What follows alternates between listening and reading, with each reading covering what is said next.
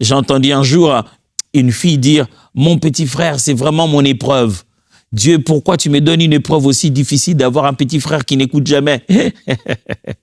Non, je ne parle pas de votre petit frère ou de votre petite sœur qui sait comment vous énerver. Je parle des véritables épreuves bibliques. Ça signifie que Dieu vous fait passer par une situation dans laquelle vous avez l'impression que vous avez peu de moyens, peu de capacités. Vous n'en avez même pas.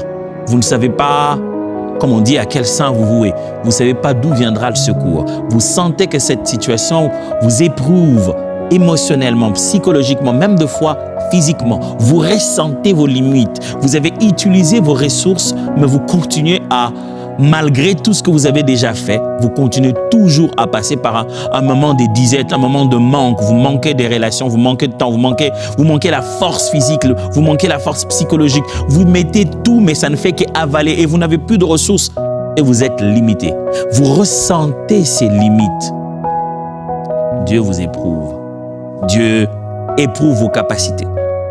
Dieu vous met dans un exercice qui va au-delà du nombre normal. Quand Dieu nous fait passer par des situations qu'on aime appeler épreuves, c'est pour fortifier et améliorer notre foi. C'est quoi une épreuve? Une épreuve, ce n'est pas le fait que tu te sois toi-même embarqué dans une chose que Dieu t'avait dit non. Ça ne s'appelle pas une épreuve parce que ça t'énerve. Je me souviendrai quand je m'étais mis au sport à un moment donné intensivement.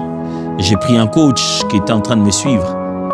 Et les coachs avaient cette habitude de parler derrière moi. Comme vous savez, les coachs le font d'habitude. Ils parlent derrière toi. Dans tout ce que tu fais, ils t'encouragent. Allez, 1, 2, 3, 4. J'en avais déjà fait assez par rapport à la santé que j'avais. Alors il m'a dit, 3. Vous savez, les coachs, ils ont l'habitude de donner eux-mêmes l'exemple en faisant 3 fois. Et puis, toi, tu vas faire jusqu'à 10 et jusqu'à 12. Des fois, c'est énervant. On dit, mais pourquoi il a fait que 3? Et puis, moi, je veux faire 10. Mais bien sûr, quand tu le regardes, tu te dis, bah lui, il n'en a plus besoin. Hein. C'est moi qui en ai besoin. Alors, il montre l'exemple. Il fait 1 fois, 2 fois, 3 fois. Il dit, tu gardes très bien les mains comme ça. J'ai compris l'exercice. Alors, il s'est mis à compter. 1, 2, 3, 4. Il sent que je suis en train de m'épuiser là. 4. Allez, encore. 5, 6, on y est presque. J'ai dit 6.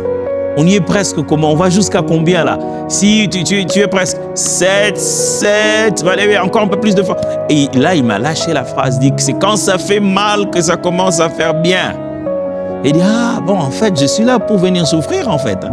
Donc, tu as prévu de me faire mal. Mais il n'avait pas tort. Si c'est dans l'ordre de ce que je peux maîtriser, si je peux le faire aisément, qu'est-ce que ça peut apporter comme changement?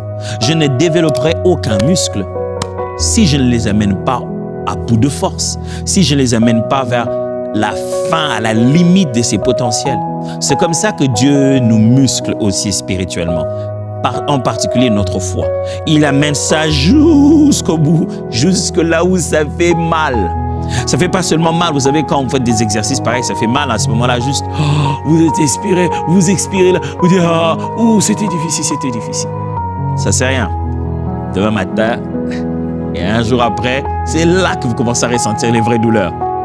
Mais après, ces douleurs disparaissent et vous ressentez les muscles être présents.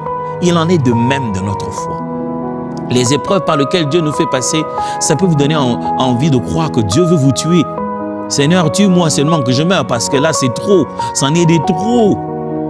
Mais Dieu nous amène jusqu'au bout parce qu'il veut effacer nos anciennes limites et faire grandir notre foi.